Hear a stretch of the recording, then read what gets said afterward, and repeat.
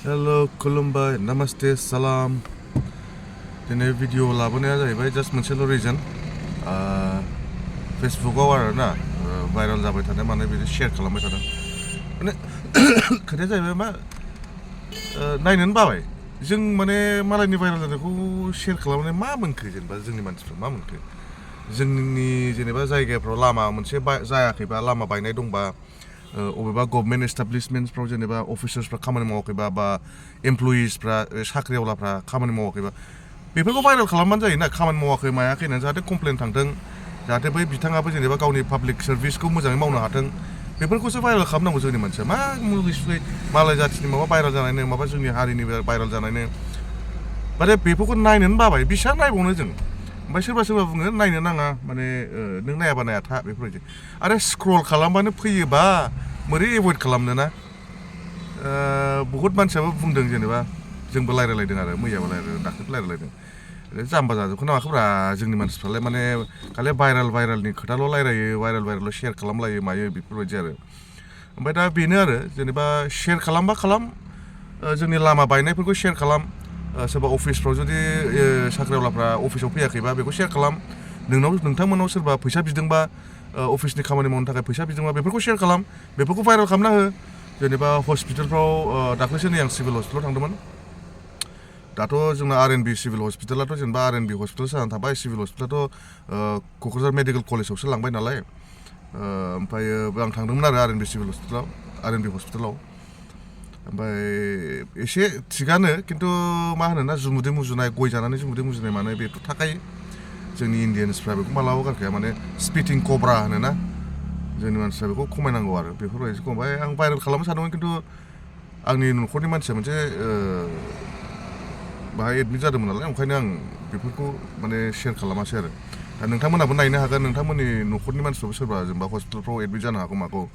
दा बेफोरबायदिखौ जोङो भाइरेल खालामना होनांसिगौसो माने जाहाथे मोजां खामानि मावथों ओमफ्राय बे शेयार खालामलाबायनाय मालाय हिन्जावनि माबा गाज्रि भाइरेल जानाय मानाय बेफोरखौ माने जों एभयडसो खालामनांसिगौ आरो बेसेबां हायो एभयड खालामलायनांसिगौसो दाख्लै जेनेबा बे हिन्जाव सासे मा गानमोनलाय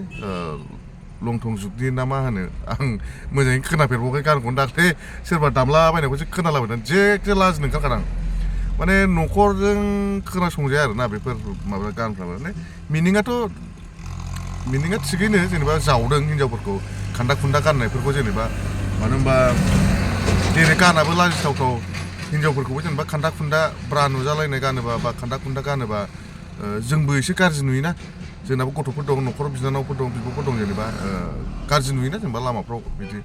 दा बेनो आरो ओंखायनो बयबो गावबा गाव थिग थालायलायबानो जायो माने गाननायाथ' बयहाबो गाननायनि इउ हेभ फ्रिदम ना जों डेम'क्रेटिक कान्ट्रियाव दङ गाननायफ्रा फ्रिदम मोनो दा बेल' आरो थारमाने गानजों बे गाननायफोरजों बेनोखासै एखेखासै आरो ना माने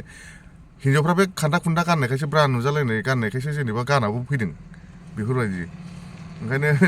बेफोरखौ जों खिन्थु रिल्स बानायनानै दख'ना बोखो बोखो मोसानाया खिन्थु हामजायाखै आरो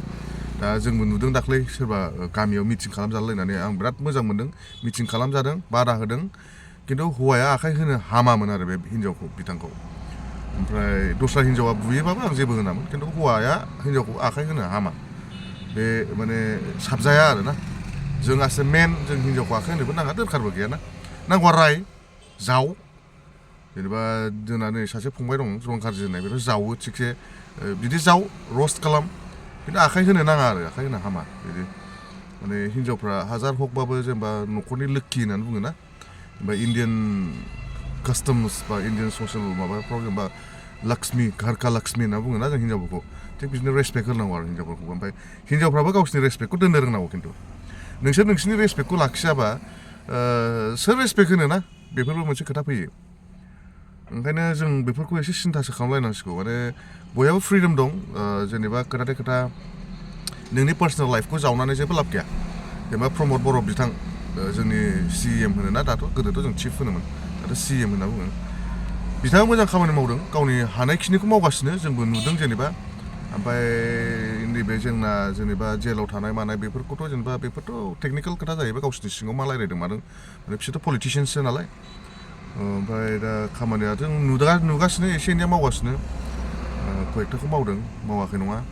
ओमफ्राय जोंनि फुराना जेनेबा चिफ हाग्रामा सार बिथांनि खामानिफोरखौथ' जों नुजोबखाबाय जेनेबा बेसेबां कनस्ट्राक्सन जादों जोंनि बड'लेण्ड हालामाव गासिबोथ' गोदोनि बै जाजेननायनि समावनो ना बिटिसि जाजेननायनिफ्रायनो नङा होमबा जेसेबां लुदों गासिबो जेनेबा मेडिकेल कलेज होन बिनेश्वर ब्रह्म इन्जिनियारिं कलेज होन CIT होन बड'लेण्ड इउनिभारसिटि होन माने बहुतथा आरो जेनेबा क'क्राझार गभर्नमेन्ट गार्लस कलेज होन बेफोर गासिबो बिसिनि आमोलाव जाजोबनाय आरो BPFनि आमोलाव माने हाग्रामा सारनि आमोलाव ओमफ्राय दा जेनेबा जोंना प्रमद साराबो बिथांनि आमोलावबो जेनेबा जागासिनो लुगासिनोबो बिथाङा जेनेबा गोदानबो नालाय हाख'वा जायो दा बेफोरनि मानसिफ्रा खिन्थु बेनि खिथुआव जुदि मोजां मानसि थायोबा दिग होग्रा बा लामा देखायग्रा मानसि थायोबा मोजां एडभाइसार्सबो थायोबा आं सानो बिथाङा बिराद मोजां खामानि मावलांगोन माने जोंना बयनाबो गाव हारसिङै मावनो हाया बयनिबो सापर्ट नांगौ जायो दा नंखायनो नैबे भाइरेल खालामनायफोरखौबो आं नंखायनो नोंथांमोनखौ खावलायो आरो अबेहायबा लामा जायाखैबा बांद्राय गोबाव लादोंबा बा लामाया बायबायबा बेफोरखौ भिडिअ खालामनानै हो टेग खालामनानै हो बिटिसिखौ बिटिआर गभर्नमेन्टखौ टेग खालामनानै हो बा प्रमद बर' सारखौनो टेग खालामनानै हो बा गावसिनि UPPLखौनो टेग खालामनानै हो नै नोंथांमोनहा लामाखौ मानो दाबो बानायाखै बा हस्पिटाला नै मानि थाखाय लेथ्रा नोंसिनि गभर्नमेन्टनि समाव बेफोरबायदि टेग खालामनानै जों भाइरेलसो खालामनांसिगौ आरो माने एवेकेनिं ना जागौ होनो ना जागौ ग्राहक जागौ होना होमबा वेक आप कनजिउमार्स होननानै दा जोंनि टेक्सजोंसो जोंनि माने फैसाजोंसो सलायगासिनो नङा होमबा थिग बिदिनो जोंनिबो रेसपन्सिबिलिटि जायो आरो बेफोर बुस्थुखौ जेनेबा नायनांगौआ बा खोन्थाहरनांगौआ बा बयबो पाब्लिकनि मेगनाव लाबोनांगौआ जोंनिनो दायथ' आरो ओंखायनो आं सानो जानला मोनला भाइरेल खालामसायस्लाय बे जेनेबा जोंनि जाखिनि जोंनि डेभेलपमेन्ट बेफोरखौ जे जायाखैबा बेफोरखौ खेबनानै भाइरेल खालाम जेनेबा बहुतथा जायगायावनो दै गैया नुबायना दादगारिफ्रावबो जेनेबा मैया दाख्लैसो जादों जेनेबा सिगाङाव मोनसेल'मोन बाजाराव दा जायगा एसे जाहांबाय खिन्थु बहुत जायगायावनो बाक्साफ्रावथ' बहुत जायगायावनो दै गैया होननाय भिडिअबो नुबाय आं नोंथांमोनाबो नुबाय जानांगौ दा बेफोरबायदिखौ जों भाइरेल खालामना होनांसिगौ आरो गभर्नमेन्टखौ जोङो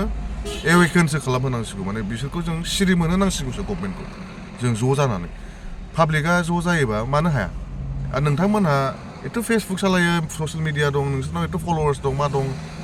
जोंनिनो दायथ' आरोना बेफोरखौ जेनेबा गभर्नमेन्टनि नटिस लाबोनाया ओंखायनो आरो मोनसे खोथा बयबो माने इउनिटियाव था आरोना ओमफ्राय पार्सनेल जावलायलायनो दरखार गैया माने पार्सनेल केरेक्टारा बयहाबो गावबागाव गाज्रि आखु थाखायो जेनेबा जोंनाबो गाज्रि आखु दं